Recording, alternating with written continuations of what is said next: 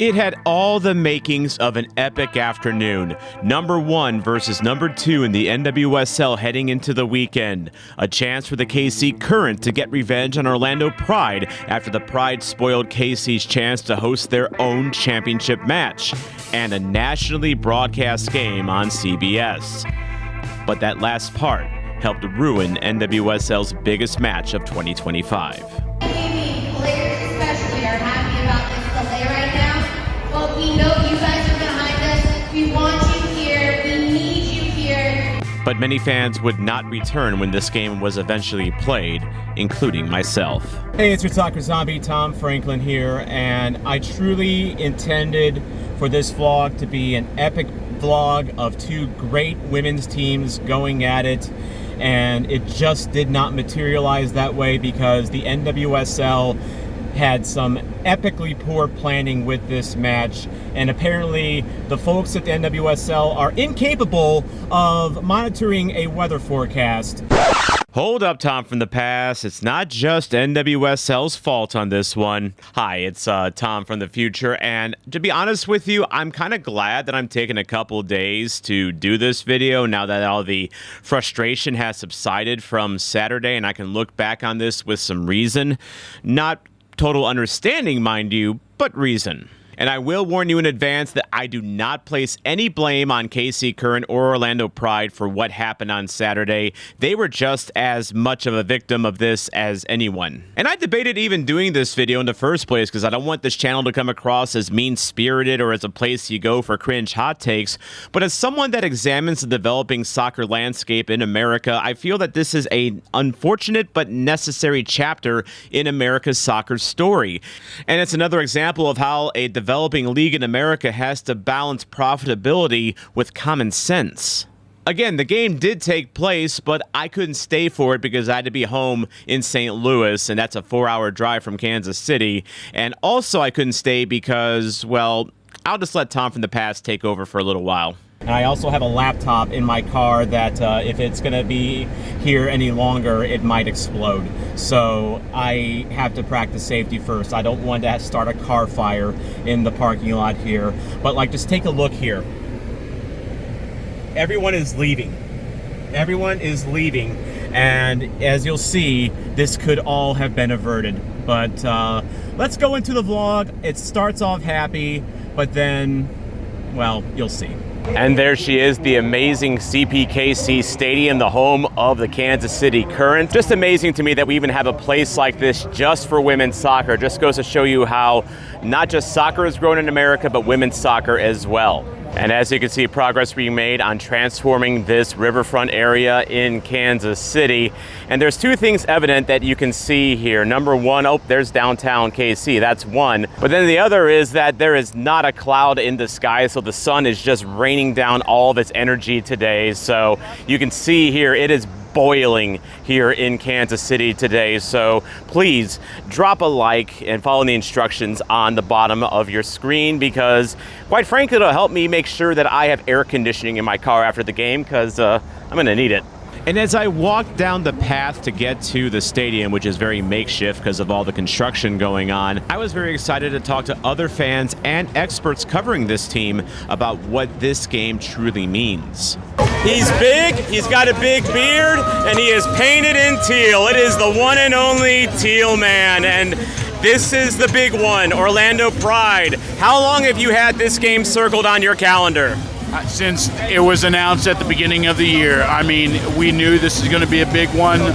Going to Orlando was huge, but ever since beating them at home, we knew it's going to be doubly intense today. This year, they're among every other NWSL team that is eating your dust right now in the standings. Why is KC Current doing so well this year? I mean, there's a number of different factors that could probably tie it all together, but honestly, I think it just comes down to the talent. I mean, we are stacked in so many positions. It doesn't matter where on the field, on the pitch you're looking at, we have multiple people that we could sub in at any time, and everybody's dangerous. So not only is the front line dangerous, but I mean, midfield is just sorting everything that needs to be done, and the defense in the back this year is absolutely phenomenal. Adding in Sharples, has been amazing. Adding in Cook has been awesome. Unfortunately, Cook's now on SEI, but still getting the two of them added into our group has been absolutely amazing. Do you think it's still about vengeance for the playoffs last year for the Current, or do you think it's something else, like maybe establishing dominance in the NWSL? I think it's a mix of both, probably, right? Like Lola Bonta was very obvious about it in their pregame kind of midweek interview she did in a podcast, and very. It's the same time of the year, the season right now when they come to us, right? They come to our home. We're on this big winning streak, and they did it to us last year. They came and they beat us at home, and we don't lose. We do not lose at home. We don't lose at CPKC Stadium. So that one hurt so badly. And then obviously when they beat us in the semifinals and then had the finals here in our CPKC Stadium, like, it's just those things that make us want to win this game so badly and play so well. Like, it means more. Like, we don't care about all the games before. We don't care, about the playoffs. We care about this game this weekend in our home, and we want to win. It just means so much to us because we had such a great year last year, and Orlando was always the one ruining our party. There's a little bit of like, okay, screw you guys, kind of a thing. And I think they feel that a couple of games, especially against them earlier last year, didn't quite go their way. And so there's certainly that animosity, but also you have a team that, with a win today, they go 14 points clear of everyone else in the NWSL. I mean, that is a level of dominance that has not happened before, and it is kind of asserting that dominance. So I think that there's that fuel, I think, is always there for the Current, regardless of who their opponent is. But I think especially today, it's definitely much more heightened. Ron McCutcheon. Ron McCutcheon, and your daughter-in-law is playing for the Pride tonight. Yes. Is Haley going to be in the lineup today? Yes. Yes, she will be. She'll be in the lineup. Gotcha. Yes, she will. Well, tell me about the Pride season. Like, you guys are, I believe, second going into this game. Yeah, they're trying to get things put together. They're getting ready for a playoff run, I think, here pretty soon. Yeah. They've had some rough spots so far, but we're getting there. Yeah, but you're going to be taking on a team today that's going to be eager to get a little revenge after the playoffs last year. How are you guys feeling about that? It's going to be chippy. It's going to be chippy today, but both teams are great teams. So, yeah, we're real excited about tonight's game. Absolutely. This afternoon's game, actually. Absolutely. Well, best of luck to you guys. Thank you so much. You too. So this is going to be kind of a different experience for me than the usual KC Current games that I go to, because I actually have a proper supporters section ticket for this one. So I'm actually going to join the fans and actually be a fan today for once. So as you can see, it's a beautiful day to be a KC Current fan. And just a word to the wise, if you're planning on building a new soccer stadium in America, we play games in the middle of the summer, so thank you to those who think of putting roofs on top of new soccer stadiums, because not everyone does. And in August, it's 99 degrees. It is brutal out here, but this does help.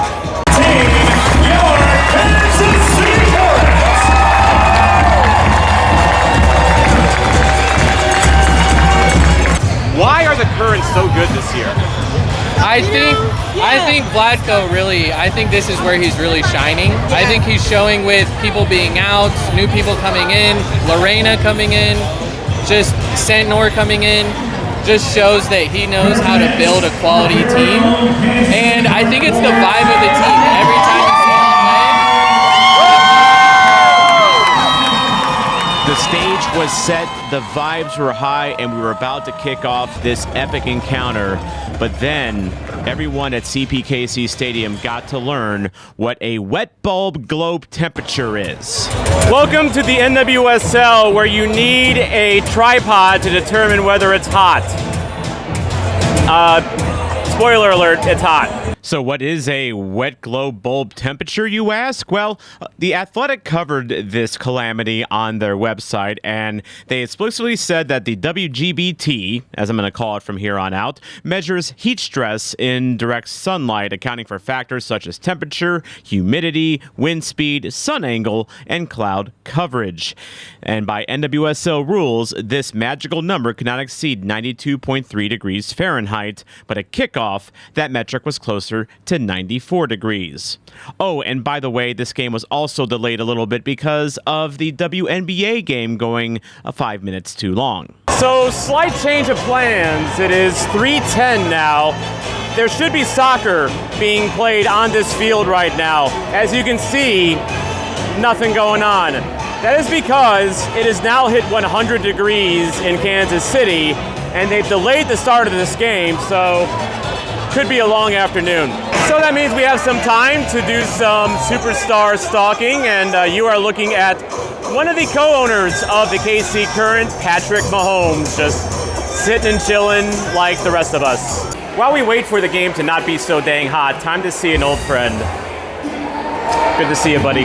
Up here in the press area, having a little bit of scran before the game because nothing better to do.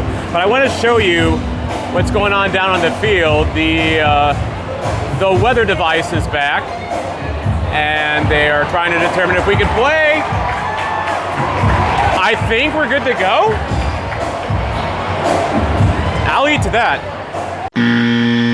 Back into supporters then, and we got another reading out here. They need 2 positive readings to get going here. The first one was good. It was under the threshold.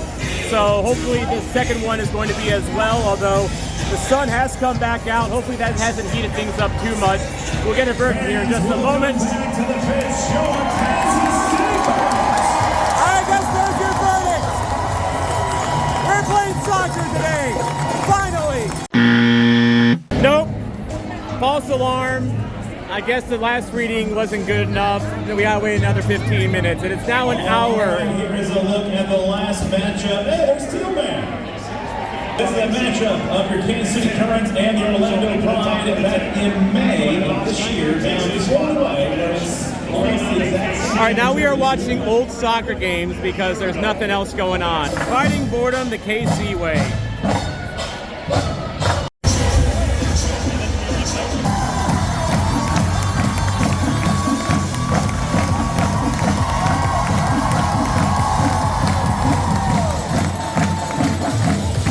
All right, so here's where I stand now. It is almost 5 o'clock, 2 hours after this game was supposed to start.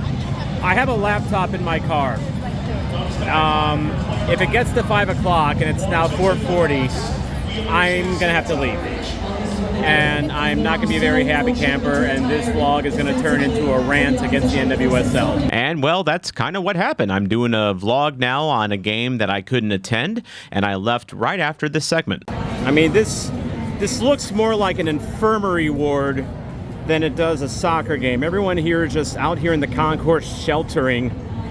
This game should not have been scheduled at 3 o'clock in the middle of August. NWSL, what the hell were you thinking? I mean, does this look like a big soccer game is about to take place? No, it looks like people are trying to escape as quickly as they can. So, picture tells 1,000 words. This is the scene at about 5 o'clock outside of CPKC Stadium. No game has been played and people are leaving. We've been told that the game will be later on. Warm-ups will be at 6. It's still going to be hot. Who knows if this even happens. And now because of the construction, we have these wonderful pedestrian choke points where people literally are having a tough time getting out. The news for days how this was going to be the hottest day of the year. And what a perfect segue to analyze exactly what the heck went wrong and maybe try to figure out what the hell NWSL and CBS were thinking. So yes, first things first, that woman is correct in that there had been a heat advisory issued for Friday and Saturday this week, and that was issued way back on Thursday, warning of intense temperatures around the time this game would be kicking off. Now, we know that the NWSL isn't run by climate change deniers or people that think that the government controls the weather and can just use a machine to generate clouds or heat at any given moment like some cuckoos do. But we do know that the forecast and the information was out there days in advance. So why was this game not moved to a better time? Well, remember, CBS was set to broadcast this at 3 p.m. There was a WNBA game beforehand and an NFL preseason game after. So the league wanted to get this game on national TV, and this was their only way to do it. And even though the players themselves were out on the field in this same dangerous heat that was too dangerous to play on, warming up for a good hour beforehand, this game still was postponed. The league did everything they could to ramrod this into a national broadcast time slot. You could say that they were thinking of the players' safety, but again, they were still willing to risk players playing in very hot temperatures as long as it fell under an arbitrary number. So were they really that concerned about safety, or were they more concerned about hitting a time slot that they were contractually obligated to honor? And speaking as someone that has lived in the Midwest almost all his life, in the middle of August, the Midwest gets very, very hot. Kansas City in particular can get very hot. Does no one at CBS actually have access to any sort of weather data or even common sense, or were they just thinking of the money? I bet you it was the latter, wasn't it?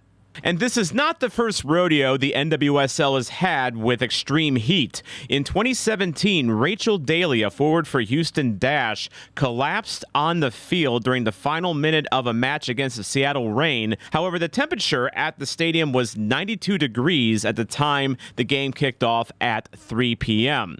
Again, remember, the wet bulb temperature thingamajig, the requirement was to be 92.3 degrees. So you're talking about the same temperature that caused Rachel Daly to collapse. So what are we doing in 2025, 8 years after this happened, after the league should have known better about games like this? What are we doing scheduling games at 3 p.m. on Saturday, still in the middle of August?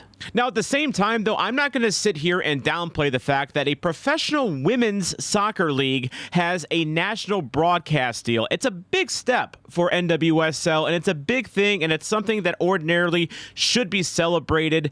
But the fact of the matter is that the NWSL still does not have the equity at this point to get a better time slot than a 3 p.m. on a Saturday afternoon, especially when we're heading into a season where we're going to be competing against the NFL, college football, you still have MLS, European soccer is going on. There's a lot of things that NWSL has to fight through in order to get eyes on their product. So one of the ways they have to do that is take maybe a less than ideal time slot on a CBS every now and then to get that exposure. It's admirable that NWSL does have this in their pocket, but it also means that the NWSL does have to take risks like this, because KC Current can't have an 11,500 seat stadium if they're only being broadcast on CBSSports.com, which, by the way, is where this game was actually broadcast once it actually got going at 6:20 p.m. Central Time, because, again, NFL preseason, that can't be moved out of the way, so NWSL moved to CBSSports.com. You probably didn't see the game because, let's face it, whoever thinks of going to CBSSports.com to watch a soccer game? But the sad thing is, look at this crowd. This is the biggest game of the year by far, and this is the crowd, and it's nothing against the KC Current or Orlando Pride. This is a failure of league and network planning on this. So not only is it a slap in the face for the players, it's a slap in the face for the fans, because I met some KC fans at the game Saturday that were not going to come back for the 6:20 kickoff because they were already drowning in sweat. They just wanted to go home and get a shower, and they were going to watch from the living room. I also know other fans that are in the Blue Crew that come from Iowa. I also know fans of the Current that are in Omaha, that are from Tulsa. These are all places that are 3-4 hours away. St. Louis is about 3.5 hours away. So it takes planning for a lot of fans to go to these games. And so when you are delaying this game by 3.5 hours, all of a sudden, people like me, we have to decide, do I want to walk in my door at 2 o'clock in the morning, or do I just abandon this game and go again in the future? And I will. and I will. This is not a complete turnoff for me, but I can understand why fans might be turned off by this. Which makes an already unsatisfying statement by the NWSL even more unsatisfying when they said, quote, "The league aims to play matches as scheduled whenever safely as possible. While forecast guide planning, we primarily rely on real-time on-site weather data to make informed decisions following our inclement weather policies and protocols. Based on these inputs, the league decided to delay today's match," and end quote, and also therefore screwing over people that had traveled to make it to this game. And again, I'm going to show you the people that are in the concourse here not having a good time and are at the mercy of this real-time on-site weather data instead of professional forecasting. And as if that isn't bad enough, the game itself ended up 0-0. So there were fans that had been at CPKC Stadium for the better part of 8 or 9 hours to watch a 0-0 draw, an epic game that was marred by the heat and just a expensive learning lesson for NWSL, one that they should have known already from past incidents. And CBS, well, I'm sure they're just going to shrug and move on with their lives because they're CBS. And also, speaking of moving on, the streak is over. 4 games in, I have finally found a Messi jersey at CPKC Stadium. Sad but true. Anyway, this is Tom from the future, and I'm going to hand it off to Tom from the past for the rest of this one. Well, now we can go home, take a shower, and watch it from the living room. Exactly, or me in St. Louis, whenever I get back there eventually. We'll probably get back to St. Louis before the game starts. Honestly, at this rate, it might happen actually. Yeah. Just an absolute travesty NWSL. This was a mismanaged event. This is terrible. You knew the weather was going to be this hot for Typical weeks. August, yep. Typical August in the middle of Missouri. No, and once again, I think hopefully they'll learn from this and they'll do a better job next time. I hope so, but this isn't a new league though. They should have known better. This was a known factor. So. Yeah. So people's travel are up in flames. Yeah. Hopefully my laptop isn't up in flames in the trunk of my car because it's been in there for a while. Exactly. But yeah, NWSL, get your act together. This is absolutely silly, and could have easily been avoided.